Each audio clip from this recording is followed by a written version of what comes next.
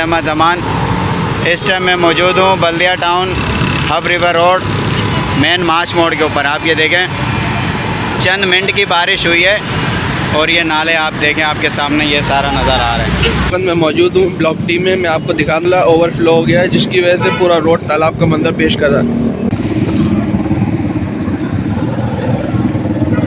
برناس یہ ہے چاند بی بی روڈ اور یہ گلی نانک واڑہ کہلاتی ہے. حسن چورنگی پہ آپ دیکھ سکتے ہیں کہ تھوڑی سی دیر کی بارش تھی اور اس بارش نے تقی حسن چورنگی کو پورا ڈبو دیا ہے. میں اس وقت موجود ہوں نارتھ کراچی کے علاقے مین پاور ہاؤس چورنگی کے اوپر.